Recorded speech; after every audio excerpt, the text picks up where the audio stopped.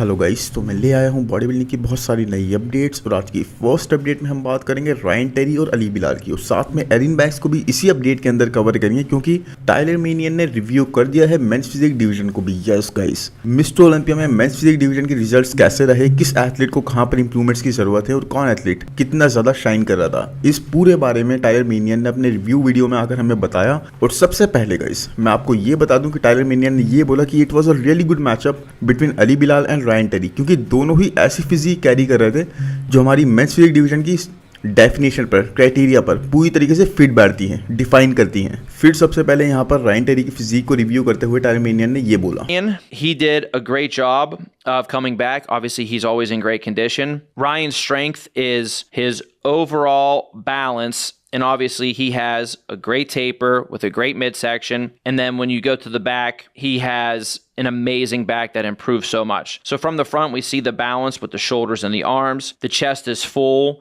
but obviously doesn't look like a bodybuilder's. He has a great V-taper, all coming into a nice midsection with very developed and conditioned abs. And then again, you go to the lower body, he has great lower body development, so he looks very balanced standing there. From the back, he's improved his back. Obviously, it was amazing last year. I think it was just as good, if not a little bit better this year.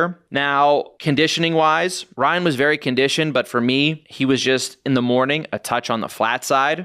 I think, even though that was the case, all of his strengths really were shown here, and it was enough for him to take the title because... तो देखो, जैसे कि हम लोग जानते हैं ये Ryan Terry की फिजिक बहुत ज़्यादा बैलेंस कैरी करती है, फ्रंट टू बैक कोई भी मसल एक दूसरे को और पावर नहीं करता, डिसप्रपोर्शनेट टाइप कुछ भी कहीं से भी इनकी फिजिक नहीं लगती। उसी की इन्होंने बात करी, इनकी फिजिक बहुत ज़्यादा बैलेंस थी, कंडीशन बहुत ही सुपीरियर लेवल की लाए थे और वो हमेशा ही लेकर आते हैं। एक ग्रेट टेपर होल्ड कर रहे थे, वी टेपर इनका बहुत ज़बरदस्त, और साथ में बैक गाइस, बैक भी काफ़ी ज़्यादा इंप्रूव है इनकी जो इन्होंने ओवर द ईयर्स करी है। साथ में यहाँ पर टायलर ने ये भी बताया कि मॉर्निंग शो में यानी प्री जजिंग में थोड़े से फ्लैट साइड पे ज़रूर थे, जो कि फाइनल्स में आके इन्होंने फिक्स कर लिया था, बट उसके बाद भी गाइस फ्लैट साइड पे होने के बाद भी अपनी स्ट्रेंथ को बहुत स्ट्रांगली शो कर रहे थे। इनकी कोर वगैरह बहुत डायल्ड इन थी, कंडीशन बहुत ज़्यादा हट के बन रही थी, और इसीलिए गाइस यहाँ पर फर्स्ट पर प्लेस हुए।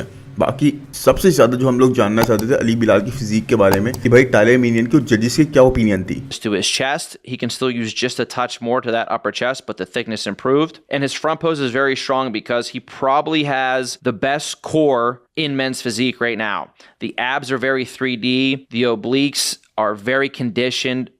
Everything is very, very separated in his abdominal section. He also worked on bringing up his legs more. I think he showed good balance between the upper and the lower body standing here in this front pose. The main thing for me, for Ali in the front pose, in the morning specifically, was he was crunched down too far on the abs and he wasn't making sure that he was opening his lats all the way here. If you go and see a video or look at the pictures of Ali from the finals, you will see how much better his front pose looked when he was posing it correctly. And this could have made the show much closer, in my opinion. Now, when we look at Ali from the back, again, I think he had a little bit of posing difficulty. I actually, obviously talked to him after the show to give him his feedback. He said, the nerves kind of took over with his first time, being in the center at the Olympia, which I can't blame him for. You can see from the back that he can still use just a little bit more width here. Look at him specifically next to Ryan. Also, when he was standing next to Aaron, you can see he needs a little bit more of that width for that taper in the back. And in the morning, I feel like his density and thickness and depth was a little bit on the flat side as well. It wasn't really shining through the way it needed to. So when you compared him next to Ryan, I think Ryan really beat him handily from the back. तो यहाँ पर Tyler मेनियन ने clearly बोला guys कि अली बिलाल ने improvements करी हैं Pittsburgh pro के शोइंग से, यानी कि पहले आए थे न्यूयॉर्क प्रो में, उसके बाद अच्छा पैकेज लाई है और ज़्यादा पिट्सबर्ग प्रो में, वहाँ से भी ज़्यादा इंप्रूवमेंट्स इनकी दिखाई दी यहाँ पर जजेस को। इनके चेस्ट में थिकनेस और ज़्यादा इंप्रूव है, लेकिन हाँ उसके बाद और भी ज़्यादा इनको अपने अपर चेस्ट पर वर्क करना है। फ्रंट पोजिस इनके बहुत ज़्यादा स्ट्रॉन्ग है, इस बारे में देखो हमको कोई डिनाइल वाली बात है ही नहीं, हम सब ऑलरेडी जानते हैं कि इनके फ्रंट पोजिस कितने ज्यादा स्ट्रांग है। यहाँ पर टायलर ने भी ये भी बोला कि हर एक चीज, यानी एब्स बोल लो, ऑब्लिक्स बोल लो, साइटस मसल बोल लो, हर एक चीज बहुत ही अच्छी सेपरेटेड थी, और अपने लेग्स को भी इन्होंने काफी ज्यादा ब्रॉटअप करा है ताकि वो बैलेंस क्रिएट हो सके अपर टू लोअर बॉडी का। देखो प्री जजिंग में टायलर मेनियन के अकॉर्डिंग यहाँ पर सिर्फ एक कमी रहती थी, थोड़े से माइनर से फ्लैट साइड पे थे जैसे कि रायन टेरी थे, और साथ में दूसरी चीज़ ये कि भाई इनके लैट्स ये इस तरह से ओपन नहीं कर पाए थे, पोजिंग के अंदर थोड़ा सा ये लैग करते हुए दिखाई दिए, प्रेजेंटेशन में थोड़ा सा लैग करते हुए दिखाई दिए, प्री जजिंग में इनके लैट्स ये इस तरह से प्रेजेंट नहीं कर पाए। एंड इन फाइनल्स इन्होंने ये चीज़ सॉर्ट करी, क्योंकि फाइनल्स की इनकी आप पोजिंग देखोगे तो मच इंप्रूव थी प्री जजिंग से, और यही टायलर मेनियन ने यहाँ पर बोला गाइस कि अगर प्री जजिंग में भी है फाइनल्स के हिसाब से ही होते और इसी तरह से पोस्ट कर तो मुकाबला और ज़्यादा क्लोजर हो जाता। बाकी अली बिलाल को इन्होंने जब लास्ट में फीडबैक दिया तो अली बिलाल ने इसी बारे में ये बताया कि भाई पहली बार में इतने सेंटर ऑफ द स्टेज में था और इस हिसाब से मिस्टर ओलंपिया में मेरे नर्व्स थोड़े से काम कर रहे थे और इसीलिए थोड़ी सी मेरी पोजिंग प्री जजिंग के टाइम पे थोड़ी सी लैग करती हुई दिखाई दी, और जो कि पूरी तरह से गाइस अंडरस्टैंडेबल है।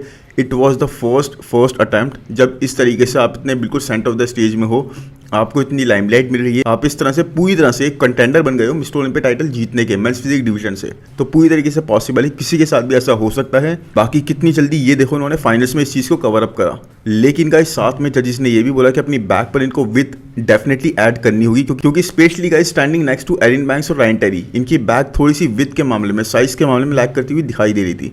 प्री जजिंग में थोड़े से फ्लैटर साइड पे जो हमने बोला, लेकिन जजेस ने at the same time guys ये बोला कि भाई जैसे ये फाइनल्स में थे ना फ्रंट से, अगर वैसे ही प्री जजिंग के टाइम पे भी होते उसी तरह से अपनी बॉडी को प्रेजेंट करते हैं, अपनी फिजिक को प्रेजेंट करते हैं, पोस्ट करते हुए दिखाई देते हैं, तो शायद फ्रंट पोस्ट से क्लियरली मुकाबला कुछ और ही होता और साथ में ये बीट कर देते रायन टेरी को। बैक से देखो मुकाबला रायन टेरी बीट कर रहे थे इनको, और हाँ साथ में ये बताया कि बहुत जल्दी इंप्रूव करते जा रहे हैं, आने वाले टाइम में इनका बहुत ज़्यादा स्कोप बनता है। और साथ में इन्होंने ये भी बिलीव करा यहाँ पर कि he is very excited to see कि अगले साल ये दोनों एथलीट्स क्या लेकर आते हैं। मतलब एक तरह से टाइलर मेनियन ने ये चीज़ बता दी कि भाई अली बिलाल अब इसी कॉन्वर्जेशन में होने वाले हैं, बिकॉज जिस तरह का उन्होंने पैकेज दिया ना, जजिस की ओपिनियन भी वैसी ही बन गई, उसी हिसाब से जजिस इनको देख रहे हैं। और सच में गाइस मैं भी टोटली बिलीव करता हूँ, जिस स्पीड से इन्होंने इंप्रूवमेंट्स दिखाई है ना, मुझे एक्चुअल में बिलीव है कि बहुत जल्दी अली बिलाल अपनी बैक को भी और ज़्यादा इंप्रूव करेंगे। बिकॉज देखो जजिस ने यहाँ पर, टाइलर मेनियन ने यहाँ पर क्लियरली ये बोल दिया कि अपनी बैक को इन्होंने इंप्रूव डेफिनेटली करा है, और इनके लेग्स को भी काफ़ी लोग क्रिटिसाइज कर रहे थे, उस चीज़ को भी क्लियरली यहाँ पर टाइलर मेनियन ने क्लियर कर दिया सब लोगों को कि भाई लेग्स भी इंप्रूव थे, बैलेंस काफ़ी अच्छा बन रहा था, बस बैक में थोड़ी विथ की ज़रूरत है, प्रेजेंटेशन में थोड़ा काम करने की ज़रूरत है, and that's it, you are going to be right there. तो let's see guys next year कैसा जाता है। इनकी कंडीशनिंग और मसल मैच्योरिटी भी नेक्स्ट ईयर हमें और ज़्यादा इंप्रूव दिखेगी। बाकी एरिन बैंक्स के बारे में इन्होंने बात करी, और एरिन बैंक्स के बारे में इन्होंने यही बोला कि भाई he was on a flatter side. Yes, I feel like Aaron was very flat. He was very flat through the front. His chest, actually, for me, his chest looked flat. The amount of detail and separation in his midsection was flat. The abs weren't really popping, especially when, you compare him to the rest of the top six. Obviously, his back is very, very strong, even with him still being a little bit on the flat side. That is basically better than everybody else's up there other than Ryan's. So for me, I think the back kind of carried him forward a little bit. Now, उनका chest after the improvements भी इतना ज़्यादा flatter side पे लग रहा था जजिस को कि भाई उनको मज़ा नहीं आया। साथ में इनके एब्स भी काफ़ी फ्लैटर साइड पे लग रहे थे, और साथ में इनका मिड सेक्शन जो था गाइस, बहुत अच्छी सेपरेशन वैसे शो नहीं कर रहे थे। वो टाइटनेस, वो हार्डनेस जो हम एरिन मैक्स की फिजिक से देखते थे, वो प्रेजेंट नहीं हो रही थी। और even though guys Erin max इतनी ज़्यादा टाइटर साइड पे नहीं थे, उसके बाद भी उनकी बैक इतनी ज़्यादा अमेजिंग है, इतनी ज़्यादा सुपीरियर है, इतनी ज़्यादा डेडली है कि उसके बाद भी वो थर्ड पर प्लेस हो गए। तो इमेजिन करो कि एरिन मैक्स अगर थोड़ा सा और हार्डर साइड पे होते तो कॉम्पिटिशन का रुख पूरी तरीके से चेंज हो गया होता। जजिस ने, टाइलर मेनियन ने यही चीज़ बोली गई कि बैक इतनी सुपीरियर है कि फ्लैट होने के बाद भी he was looking so damn well. तो अब इस हिसाब से गाइस मुझे लगता है कि एरिन मैक्स के चांसेस आने वाले टाइम्स में बनते तो हैं, लेकिन पूरे साल की इंप्रूवमेंट्स करने के बाद भी उनकी वो देखो हमें दुबई प्रो में भी काफ़ी फ्लैट साइड पे दिखाई दिए, यहाँ पर भी फ्लैट साइड पे दिखाई दिए। तो इस हिसाब से आई डोंट नो आगे जाके वो किस तरह से इस चीज़ को इंप्रूव करते हैं। मे बी कोच चेंज करना पड़े, हो सकता है, आई थिंक ये चीज़ इनके लिए वर्क करेगी। बट एनीवेज अगर नेक्स्ट अपडेट की बात करेंगे तो वो है सैमसन डॉडा की, एंड सैमसन ऐसा लग रहा है गाइस कोई भी टाइम वेस्ट नहीं करना चाहते। Yes, he is back in to the gym, train करना स्टार्ट कर दिया है, ग्राइंड करना स्टार्ट कर दिया फॉर द आर्नोल्ड क्लासिक। और कोई भी एक्चुअल बिग थ्रेट ना होने की वजह से गाइस, लाइक हार्डी और डायरेक्ट, इन दोनों में से कोई भी कंपीट नहीं करने वाला मेरे हिसाब से, बिकॉज हार्डी ने तो अनाउंस कर दिया और डायरेक्ट का भी अभी कुछ नहीं पता। तो सैमसन के पास एक $500,000 चेक को कलेक्ट करने का बहुत ही ईजी मौका है। आई मीन क्योंकि हम जानते हैं गाइस हार्डी को चाहिए थोड़ा रेस्ट, काफ़ी लंबे टाइम से वो प्रेप वगैरह कर रहे हैं। डायरेक्ट भाई उनको तो अपनी स्ट्रेंथ फाइंड करनी है, बहुत ज़्यादा वीक फील कर रहे हैं इस वक्त, आई डोंट नो किस जोन में जा चुके हैं। इस लॉस ने उनको काफ़ी ज़्यादा हार्डर हिट करा है गाइस, जितना किसी ने भी सोचा होगा। ही डिडंट एक्सपेक्ट दैट, मतलब सेकंड प्लेस चलो फिर भी मान सकते हैं, बट थर्ड प्लेस उन्होंने एक्सपेक्ट नहीं करी होगी, इसीलिए वो इस वक्त काफ़ी डाउन एंड आउट फील कर रहे हैं। इनको सिर्फ लगा ये अपनी बैक को दिखाएंगे and it would be lights out, but guys चीज़ें ऐसी नहीं जाती जैसी प्लान करी जाती हैं, और ऐसा ही डायरेक्ट के साथ कुछ हुआ। एंड डायरेक्ट की तरह ही गाइस, डायरेक्ट लैंसफोर्ड की तरह ही सैमसन डॉडा भी हर एक एस्पेक्ट में इंप्रूव करने की कोशिश कर रहे हैं। एंड यहाँ पर मैं सिर्फ बॉडी बिल्डिंग की बात नहीं कर रहा, यहाँ मैं हर एक एस्पेक्ट की बात कर रहा हूँ, यानी कि marketing, promoting the sport, being a great and perfect ambassador for the sport. Guys Samson भी इन्हीं चीज़ों पर पूरी तरीके से डायरेक्ट की तरह खड़े उतरते हैं। एंड सैमसन अनडिनाइबली गाइस एक one of the biggest mass master हैं आज के करंट टाइम के, जो स्टेज पर दिखाई देते हैं। उनके साथ में एंड्रू जैक भी हैं जो उनसे कंपेयर करे जा सकते हैं, बट वो अपनी चीज़ों को उस तरह से फिक्स नहीं कर पा रहा है अभी तक।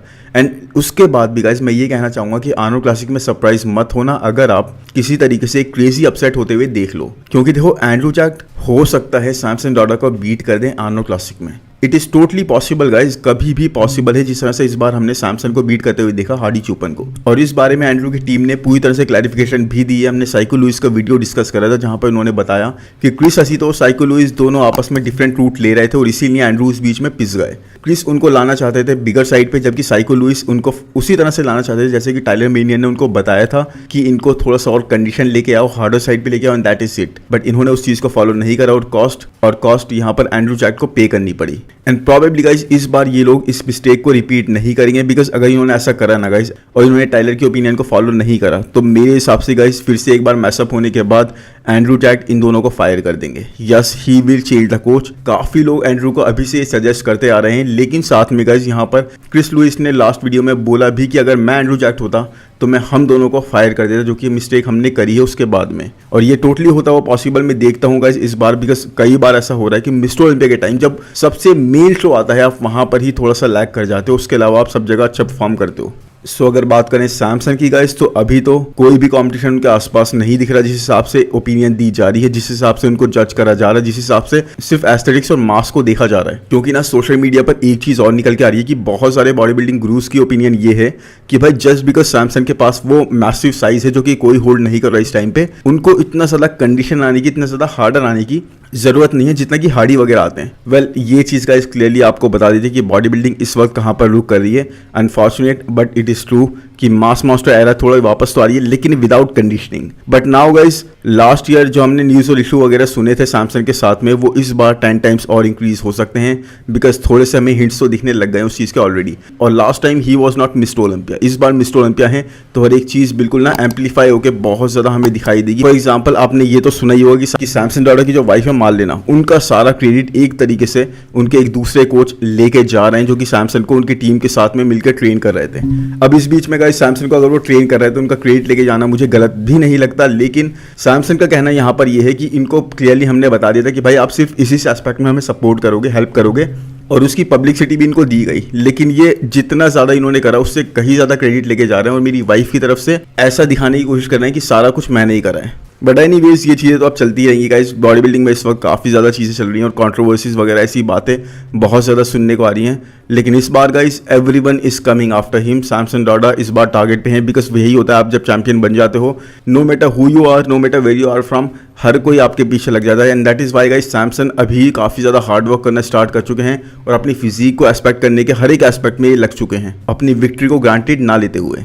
एनीवेज इसके बाद अगर बात करें गाइस नेक्स्ट अपडेट की तो वो है शॉन क्लाइडा की। और एक अच्छी न्यूज़ तो ये है शॉन के बारे में भाई कि जैसे कि हमने अभी बाकी सब एथलीट से सुन रहे थे कि ये रिटायर हो रहे हैं, वो रिटायर हो रहे हैं, सब ने अपने रिटायरमेंट अनाउंस कर रहे थे या फिर कुछ लोग एक ऑफ टाइम लेने की बात कर रहे थे, वहाँ हमें लगा था कि शॉन क्लाइडा भी ऐसा ही कुछ अनाउंस करेंगे। लेकिन thankfully guys we should be thankful about it कि शॉन क्लाइडा ने एक पोस्ट डाला और उसके अंदर इन्होंने सारी इस ओपिनियन को खारिज करते हुए हमें क्लियरली बताया कि भाई ये एक और राउंड के लिए रेडी हैं। इनके पोस्ट के कैप्शन में ये बोलते हैं you all hear that bell, yes me neither, one more round back day. यानी कि आपने क्या वो बेल सुनी जो रोकने की होती है?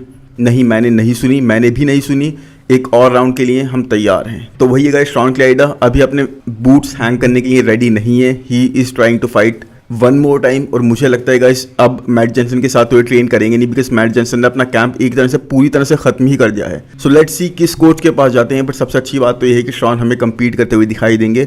लेकिन मुझे पता है क्या लगता है, मुझे एक्चुअल में ये लगता है कि जैसे क्रिस और बियॉन्ड के बीच में डिस्टेंस सेकंड ईयर से बढ़ना स्टार्ट हो गया था ना, वही चीज़ हमें अब होती हुई दिखाई देगी। Shaun is an exceptional bodybuilder guys. Mini Ronnie Coleman का टाइटल इनको मिल चुका है और बहुत ही ज़्यादा अलग लेवल की फिजिक लेकर आते हैं, heart full muscle with insane level of muscle maturity. लेकिन वही है क्यों अब बहुत ज़्यादा आगे जा चुके हैं, अब ये डिस्टेंस मुझे बढ़ता हुआ ही दिख रहा है। अब अगर इस साल ये इनको पकड़ नहीं पाए ना तो मुझे नहीं लगता आने वाले किसी भी साल में पकड़ पाएंगे।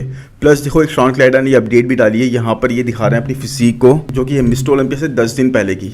Yes guys 10 days out update थी ये, और यहाँ पर देखो इनके मसल्स कितने इंसेन लेवल पे लग रहा है, मतलब आप कोई कमी नहीं निकाल सकते। और अगर ये अपडेट ये मिस्टर ओलंपिया से पहले शेयर कर देते ना तो हम लोगों की ओपिनियन भी यही होती कि भाई Shaun is going to be unbeatable, क्यों इनको बीट नहीं कर सकते। बिकॉज देखो मसल का लेवल देखो, लेग्स भी यहाँ पे बिगर साइड पे लग रहे हैं और जो डेंस वैस्कुलरिटी वाले मसल्स दिख रहे हैं ना वो अलग ही है मैन। लेट्स वगैरह देखो इस पोस्ट के अंदर कितने इंसेनली निकल के आ रहे हैं। हार्डनेस फिजिक में अलग लेवल की कैरी कर रहे हैं, मसल मैच्योरिटी तो भाई इंसेन लेवल की है। क्यों अभी भी इनको मैच नहीं कर पाएंगे इस चीज़ में। वही है गाइस, इस फिजिक अपडेट को अगर हम पहले कवर करते तो शायद हम भी यही बोलते और ऑलमोस्ट हर एक यूट्यूबर यही बोलता कि भाई शॉन क्लाइडा एक बहुत ही टफ बैटल देने वाले हैं यहाँ पर क्योन पियर्सन को। लेकिन वही बात है गाइस, अकेले सेपरेटली खड़े हुए आप ऐसे ही दिखते हो, लेकिन आप स्टेज पर जब दूसरे के साथ कंपेयर करे जाते हो ना वहाँ डिफरेंस पता लगता है। और वहाँ पर क्योन पियर्सन ने टोटली इनको मौका ही नहीं दिया, कहीं पर भी इनको चांस नहीं मिला, कोई भी इनको अपॉर्चुनिटी नहीं मिली खुद को प्रूव करने की। Because Keone Pearson was so damn dominant. और यही है गाइस, मुझे इसीलिए लगता है कि शॉन क्लाइडा अब कितना भी इंप्रूव करते जाएं, क्योन पियर्सन की इंप्रूवमेंट्स की स्पीड बहुत ही ज़्यादा होगी। और इसी हिसाब से गाइस, जिस हिसाब से उन्होंने गैप बना दिया ना, अब गैप को इंक्रीज करते ही जाएंगे। तो मुझे ये लगता है क्योन पियर्सन को आने वाले टाइम में भी अगर 212 में ही वो compete करते हैं तो काफ़ी लंबे टाइम तक कोई उस तरह से चैलेंज कर पाएगा। बीट करना तो एक दूसरी बात है, चैलेंज की बात कर रहा हूँ मैं यहाँ पर। एनीवेज आप बताओ शॉन की फिजिक इस अपडेट के अंदर आपको क्या लग रही है, कैसी लग रही है। और साथ में क्या आपको शॉन का ये डिसीजन समझ में आ रहा है जहाँ पर उन्होंने बोला कि भाई मैं compete करूंगा, मैं अभी रिटायरमेंट वगैरह नहीं ले रहा, I am ready for one more round. Anyways अगर नेक्स्ट अपडेट की बात करें गाइस तो वो है अबाउट होजे मैनुअल। एंड अपने डेब्यू ईयर में ही गाइस, डेब्यू ईयर में ही होजे ने क्लासिक जैसे कंपेटिटिव डिवीजन में टॉप 6 में एंट्री कर ली। यस, और अपनी दोनों प्रो शोज विक्ट्री से ही इन्होंने एक स्ट्रॉन्ग हाइप क्रिएट कर दी थी अपने ईयर राउंड। एंड यहाँ पर गाइस मैं प्राउडली बोल सकता हूँ कि हमने पूरे साल विदाउट एनी गैप होजे मैनुअल को कवर करा है। इस चैनल पर यही होगा गाइस, हम हर एक एथलीट को कवर करने का पूरे साल ट्राई करते हैं और करते भी हैं, जो चाहे टॉप टैलेंट नहीं हो बट हमें उसके अंदर कैलिबर दिख रहा हो to be the top talent. Anyways देखो जैसे इनकी वेस्ट है that is on a very thicker side, और ये चीज क्लासिक में काफी कॉस्ट भी करती हुई हमने देखी है। But what's crazy was his posing guys. Yes, insanely smartly he was posing guys, इस तरह से कि वेस्ट को जितना हो सके छुपा सकें, स्मॉलर साइड पर प्रेजेंट कर पाऊँ। और ये आपकी स्मार्टनेस के बारे में, आपकी प्रेजेंटेशन के बारे में बहुत कुछ बताता है गाइस। अपने फ्लॉस को किस तरह से छुपाना है और अपनी स्ट्रेंथ पर किस तरह से खेलना है। इन द रीसेंट टाइम्स इसका होजे मैनुअल से बढ़िया एग्जांपल हमने किसी और को देते हुए नहीं देखा। मतलब ये कुछ ऐसे पोस्ट कर रहे थे कि किसी का ध्यान इनकी वेस्ट की तरफ जा ही नहीं। A tremendous poser he is guys. And अब देखो आने वाले टाइम में with more muscle mass in the arms he can definitely place even higher guys and be a threat to everyone in the top 5 top 6। बाकी आप बताओ आपको होजे manual की परफॉर्मेंस यहाँ पर कैसी लगी। मुझे तो बहुत ही ज़्यादा ज़बरदस्त लगी। I really hope guys video आपको पसंद आएगा। पसंद आए तो प्लीज़ लाइक कर दो, चैनल को सब्सक्राइब कर दो। कमेंट सेक्शन में ज़रूर बताओ कि अपडेट्स आपको कैसी लगी और किसकी अपडेट्स आप मुझे कवर करते हुए देखना चाहते हो। बाकी मिलते हैं नेक्स्ट वीडियो में। Thank you, bye bye.